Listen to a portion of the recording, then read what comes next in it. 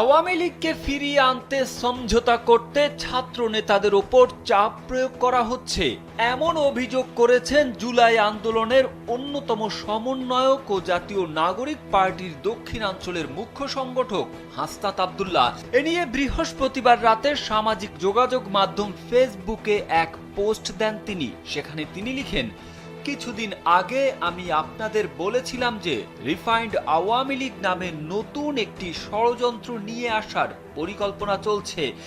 এই পরিকল্পনা পুরোপুরি ভারতের। সাবের হোসেন চৌধুরী, শিরিন শারমিন, তাপসকে সামনে রেখে এই পরিকল্পনা সাজানো হচ্ছে।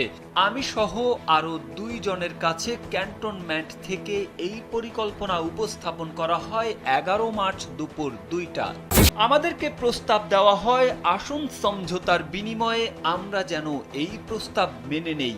এ বিষয়ে বিস্তারিত তুলে ধরে তিনি বলেন, আজকেও ক্যান্টনমেন্টের চাপকে অস্বীকার করে আমি আবারও আপনাদের উপরেই ভরসা রাখতে চাই। এই পোস্ট দেওয়ার পর আমার কি হবে আমি জানি না। নানামুখী প্রেসারে আমাকে হয়তো পড়তে হবে, হয়তো বিপদেও পড়তে হতে পারে, কিন্তু আওয়ামী লীগ নিষিদ্ধের প্রশ্নে কোনো ধরনের আপোষ করার সুযোগ নেই।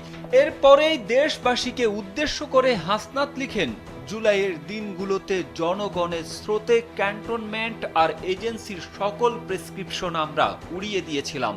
আজ আবারও যদি আপনাদের সমর্থন পাই, রাজপথে আপনাদের পাশে পাই, তবে আবারও এই আওয়ামী লীগ পুনর্বাসনে ভারতীয় ষড়যন্ত্র আমরা উড়িয়ে দিতে পারবো।